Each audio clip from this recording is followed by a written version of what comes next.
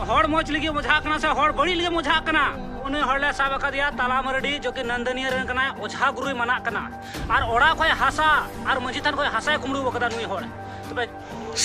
पुल्लू रे सनाम को जोहार आसो इंसान हमको नापाय मेना बना और ने घाड़ी बन नेलेदा मिड वीडियो दमे जास्ती के वायरल कना जहां तो नीत अब स्क्रीन बन नेलदा जहां तो मिट ओझा बाबा जहां तो मिट ओझा बाबा को साब अकादिया और उनी दमे तेद के को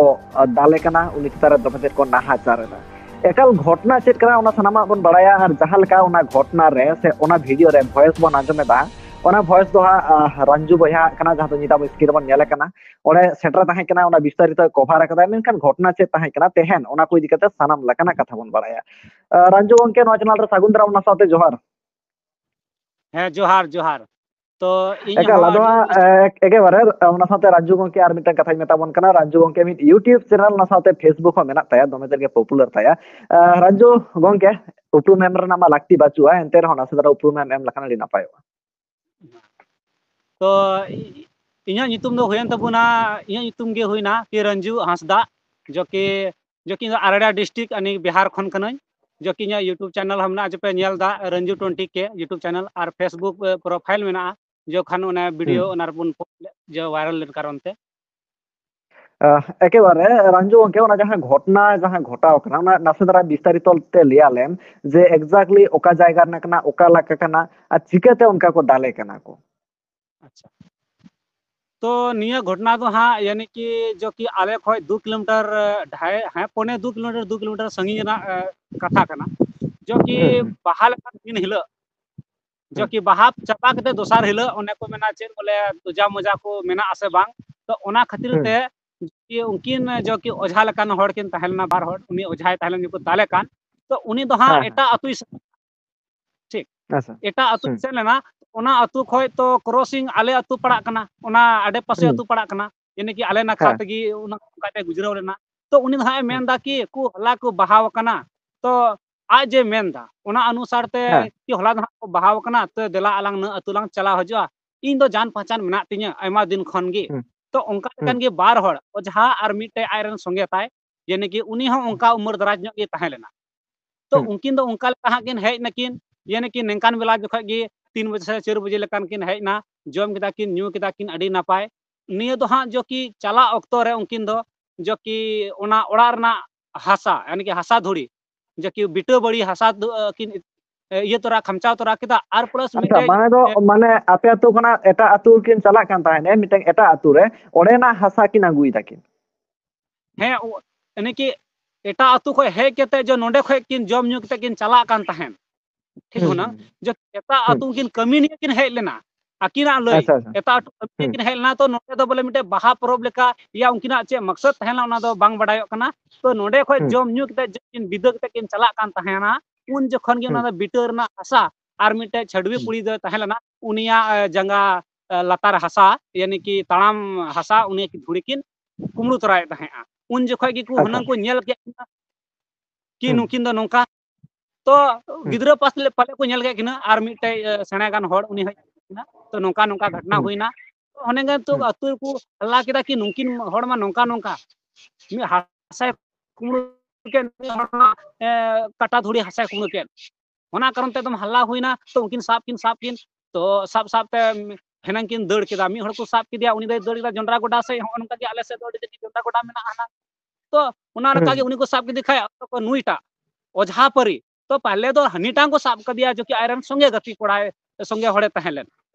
तो ओना खातिर ते हनी माय को जितहड़ उनी पीछे रे नुई मकू बगी वदी दो तो नुई हा होना दड़े कुरुमुटुइदा दोमे दड़ गे कुरुमुटुए तो ओना खातिर ते ले तिंगुलन में बांगी दमे आंजम दा उनका करते करते कि किलोमीटर संगे दड़े हनन केदा तो ओंडे को साब अगु दिया हाबेन दो नोंका दो चेदा ले बड़ा गे बेन जहाना कुमड़ू जे विषय ते या कोई भी विषय ते लहा दो जनता दो को दाल कोआ ठीक ताकि कुमड़ू कथा कना तो होना में से ते केटे को दाल बड़ा गे किना एकदम हाने को तमको आगु गे किना तमते मंजी हाड़ाम ठेन गी निया घटना दो हुई कना जो कि अतु समाज रे मंजी हाड़ामा ओड़ा रगी नोंका घटना दो हुई कना तो उसके बाद जो को तोल के किना निंदो तामते निंदो मा होना तो देन मोबाइल जे फोन बेन चेका चेक बेन कुमड़ू लेगी बांग होना कि चिकाय बेन निया हासा चिकाय बेन निया ओद हासा बेन कुमड़ू के दो चेक खातिर बेन कुमड़ू केदा ये कुड़ी पंजा हासा बेन कुमड़ू के दो चेक खातिर बेन कुमड़ू दा ओना कोई जवाब गे बकिन एमदा ओना खातिर ते केटे दाल होइना तोल हो होइना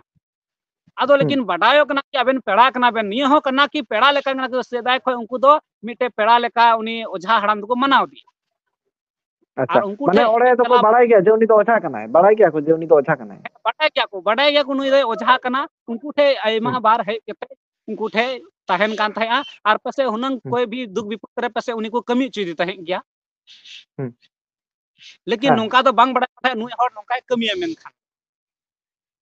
एकेबार एनखान हर को चेते बाड़ी बड़ा वकत कोय ओका लगा खबर को मेना तो देख अबू मा अतेर अक्सर मा होड़े बड़ी का क्वा से बाय बड़ी का हन बहुन बडाय लेकिन उनी तो मिटे ओझा कनाय विपद रे जहाना हुयु कान अबो समाज रे मा मिटे मेना कि बोले हनी जम किदनिया नुई हांका किदनिया नुई नोंका किदनिया ओना खातिर ते दे बोले ओझा ठे बुन चला कना दे बोले हनी ठे बुन चला कना बोले नेल उचु चे लका आले ओड़ा बड़ी कना ओकोय खातिर ते बड़ी कना होना बुन जुत उचु बुन चेका अचु ओना मांग तकु अगु बडाय दे थाय उनी तो अच्छा अच्छा अदो कमेंट रे आयमा गनी नेले ताहने आयमा हर दो नवा हको मेनदा जे अबना सांता समाज रे नवा कुसंस्कार कना जहां लका दो ओझा को दो नवा कुसंस्कार कना एनखान नवा इदी कते सेरे मेना तो हुनंगाय मा अते इन हो बन बडाय तो अबू मा जो कि नहा जुग रन कोड़ा तो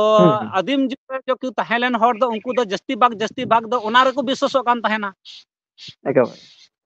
हय ओना मा कथा कान अबू नेतार हा बुन ओलो पड़ा शिक्षित कान कारण ते हा पले ओना को मूवी को नेल ते बुन मेना चे को फल कथा करा तो तीना सच्चाई कना तीना चेक कना ओना दा अबू दो बबुन बडाय चो एकेबारे ओना साथे जहां लका दो हम लई केदा ओले दाल रना बारया कारण हिजुक ना मिटन कुमड़ू मिटन ओझा एनखान चे खातिर को दाल के दिया ओझा खातिर से कुमड़ू खातिर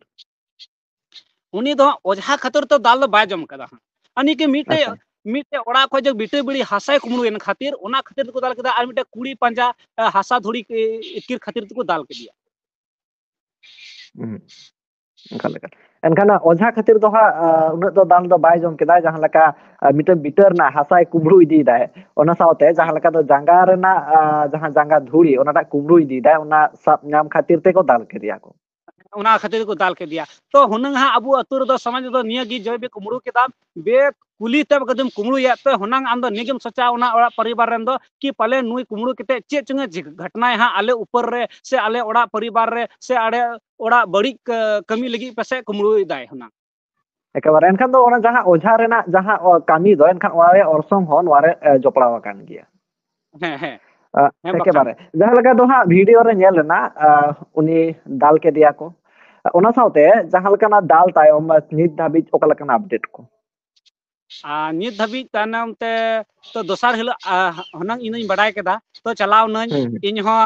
तो उन हिलो हो जो वीडियो शूट हुयु कान थाया इन दो कुली हुयु कान थाया जो वीडियो शूट ताहे बैकग्राउंड दो इnya आवाज गे ताहे तो चा कि फेस हुयु दरी कान थाया मित ते मोबाइल साब हुय कान थाया मित ते कुली हुयु कान थाया तो हुन जखन गे उनी को तोल के दाल हुयु कान थाया कुली हुयु कान थाया चेक खातिर कुमड़ू के दाम और चेक खातिर ये केदा तो हुनी मेंदा बांग इन दो बांग कुमड़ू कदन तो इरन संगे कुमड़ू कदाय तो भाई उनी मा मिद दिन बाय हेज बड़ा उनी मा नी अतुर ना अरिचरी बांग बड़े तो आमगी पलेम लई कदी खत्ते उनी कुमड़ू बकदा तो ओना को हुईना तो उसके बाद हुईना कि चिकाते हुआ तो उनकुरन परिवार ठे फोन हुईना कोशिश तो बिना ऐसे मा बांग हुयु चिकाते हुयु इन तो बैसी दुरुप लगा चिता कि अबो संताल समाज रे निया गे कथा कना निया तो मिटे तो बड़ी ये रे चला कना तो उनको परिवार कहना तो निया कना जो कि आले परिवार रे को रुआ हसु कान तालेया आयमा दिन खा को रुआ हसु कना पले नुय ओझा पे से हे केते आले 30 को चंग नोंका गे बड़ी बड़े ले थे और मोज बड़े ले थे से आर निया मकसद चेर कना जो कि तिही लेकान दिन जो के रुआ हसु दिन जखय रे आगे उनी कोई जिने कुमड़ू ये तो सोच दो डायरेक्ट ओंडे गे चला कना आले परिवार चना रे अटैक हुयु एकेबारे ओना बुझोयना जहां लका दो हा जहां कुमड़ू केदा ओना साथे ओझारना ओरसोंग मा जोपड़ावा कान गया ओना मा बुझोयना एनखान दाल तायम माने नितो अपडेट ओका लका उनी चेत माने पुलिस प्रशासन टेन पे एम के दिया कुमड़ू खातिर ते से आड़ा गिरी के दिया पे से ओका लका खबर मेना अच्छा निया अपडेट दो नोंका हुईना जो कि दोसार हिलो बैसी हुई बैसी रे आनी कि ओनतेन को पठा कोन को हेजना उनी ओझा तुरु खय उनन हपन आर मेंबर को हेज बड़ा को अतु समाज रे मंजी अच्छा ओझा दो ओका तुर नि कनाय ओझा दो ओका तुर नि कनाय नुई ओझा दो हा जो कि सिसो बड़ी अब सिसो बड़ी को मेता कना सिसो बड़ी अतु रेन कनाय जो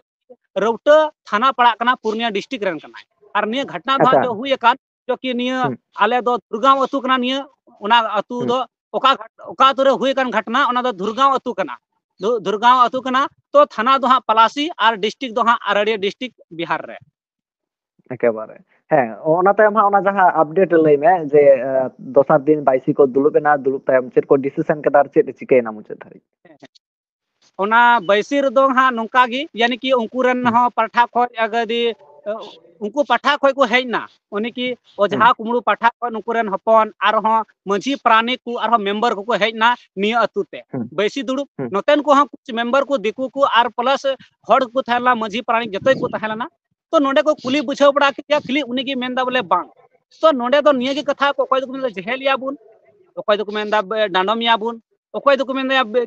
अने की हलमान होड़ा एमा एमा कथा उडुंगो कना ओंडे हां बैसी दुरुब लेन खान दो मिन होड़ा दो मोचा अलग एमा ढेर मोचा तो गे ओकोय मन चेलका उडुंगो कना तो ओना रे निया मिटे उडुंगना तो बुन अड़ा गडे कान खाय जेहल बुन भेजाव दे खाय चेकाते बडायो कि अबु ओड़ा रे नुई चे चेकाव कदा से चे चेकाय लगी ए इदिए तहेआ से चेर कोई चेकाव कदा चेकाते बडाया बांग बडाया अगर दिबुन डांडोम दी होले ते ओना तो नि डांडोम में एम 20,000 30,000 40,000 एम दड़िया लेकिन चेर को चेकाव कना घटना हुई कना से बांग हुई कना चेकाते बडायो तो अबु आर इज मा बुन बडाय दड़िया चेर गी चेकाय उनी तो ओना खातिर ते आखिर निया रना प्रश्न उत्तर तो जवाब चेका बुन नामा हुनंग पता चलावना कि अतो जतो हड़ को बैसिर को मेन केदा कि नेक्स्ट ओझाठे चला हुई दरकार चेका कि उनी के मिटे डॉक्टर ना रान रना ये दई ले दड़िया फेर कि अबु तो बबुन ओला पड़ा बबुन शिक्षिता कि ओना ना बुन ले दड़िया तो ओना दरकार ते बैसिरे जो गामरा हुयन कि नेक्स्ट ओझाठे पता चला च नुई चे लगी ए दिए तहेआ आर चेर को चेकाय मेन लेदा से चेर को बाय चेकाय लगी ए दिए तहेआ ओना को जतो ओंडे के पता चला तो ओना खातिर ते उनको दो तो बैसी को बन केदा दलाबुन तबे नितो दो दलाबुन लहा से ओकारे नेल ठिकु जगह कना से ओकारे बुन निय पर्दा फासो चेकातुन बडाया चेत कना सच्चाई तो ओना कारण ते तनम ते चलाव नको एटा जगह एटा ओझा ठे नोडे खय मैक्सिमम 5-6 किलोमीटर संगी रे मिटे गोगो ओझा मेनाया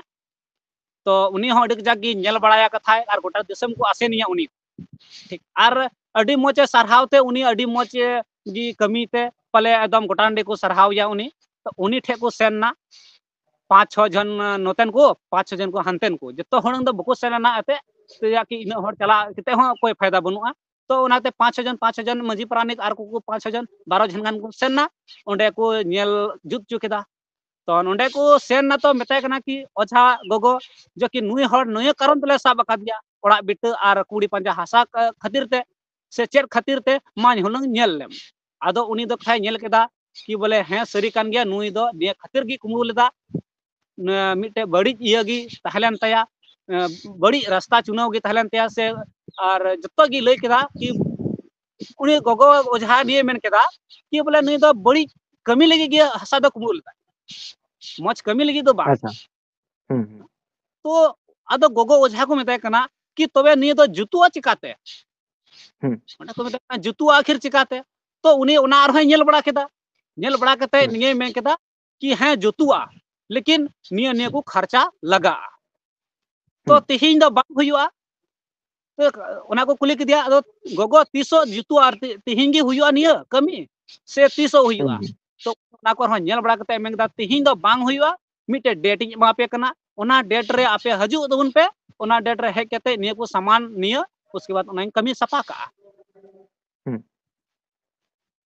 तो ताहले नित धाबी दो बांग डिसिशन आकना एनखान दो हिजुकान डेट रे जहां लेका दो आरम ओझा ठेन को चलावेना ओडे गे हा परवर्ती काल रे बाड़ायो अनवा दो तो ओना मा कन्फर्म गी जो कि ओंडे को सेन कान खाय हुनंग तो जतो जिनिस मा लय का को सिर्फ कमी सफा गे बकी मिना ओंडे हा ओना डेट हजुआ जा कि हुली पारम लेन गी तो मेंगदा चे हुली इयते को बगिउ कदा तो चरा कि उना हिलो दिन ओका तो मंगल ओका तो शनिवार को शुक्रवार को कमिया ओझावा नियम तो ओका दो मंगलवार को कमिया ओका दो शुक्रवार को कमिया तो हुनंग पासे निया डेट रे दो बांग जुतु कना ओनाते टाइम थोड़ा लहा से एम कदा जो कि ओना डेट रे एम केते चला को डायरेक्ट तो आर चे को प्रोग्रेस मेना जो को चे कोई खोज कना दाणे तो ओना को ओंडे को दोहया ओना हिसाब ते कमी सफा कते उन हिलग गे उनी दो को छुट्टी कया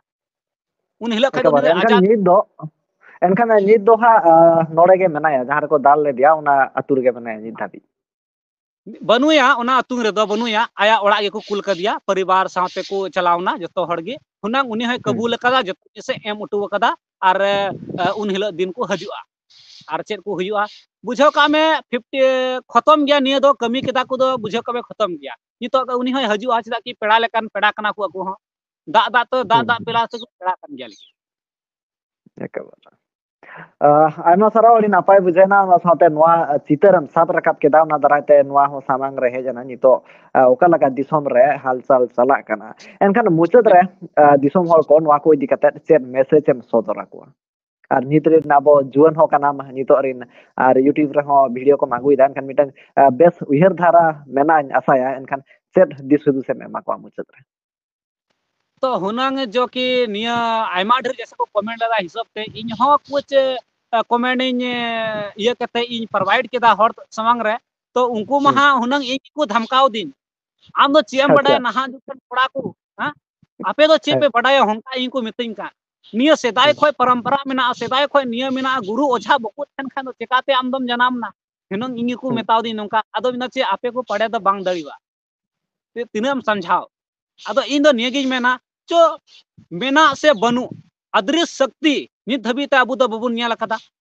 नहा जुगरन कोड़ा को दो सेदा जुगरन पाले को न्याल का ओना दो हने दो बइन ले दड़िया लेकिन अदृश्य शक्ति नोंका मेना से बनुआ ओना दो नित धबी बबुन न्याल का बबुन विश्वासो कना अबु दो लेकिन हुनु को दो पेसे को कुछ ओका करे को न्याल तने एका से को चिका तने एका तो उनको दो नितो निय जगह खय उडुंगो लगी अडी समय गे लगाव कोआ दिकु छत्ती हर मेना गया लेकिन अडी कम गे मेना दिकु छत्ती रे तो दिसम हटे नियगी मेना कि दिसम हड़ आपे अपनार चेद रुआ हसु दो मेना रुआ हसु मेना रोग अजौड़ी हो मेना लेकिन आपे दो नि ओझा गुरु ठे दड़ छोड़ कते मैक्सिमम डॉक्टर ठे गेम चला खाय दो बेटर तहना चला कि डॉक्टर ओझा दम सेन लन खाय गी बांग दे बाय मेना बोले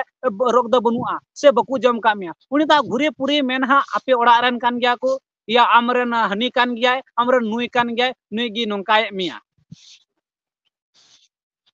एकेबारे आयमा सराव अंजु गंके तेहन नुना गड़ी गक्ते एम केदा साथे चितर साब रकाब केदा और नोंकाना बोन नेलदा जहां दो रापाचा और भेपे गेत सिरजो कान गया ओझा गुरु को इदी काते ओझा सोका को इदी काते ओना साथे वा जान भूत को डन भूत को इदी काते आयमा रापाचा सिरजो कान गया kan वा को इदी काते आपे को आसे रुय दरा उसे कमेंट लाते सदर तावन पे मानकन रंजु बया मुचद रे आयमा सराव और जोहार सनम नेनेलिया बया मिसी को मुचद रे सराम को गे जोहार जोहार जोहार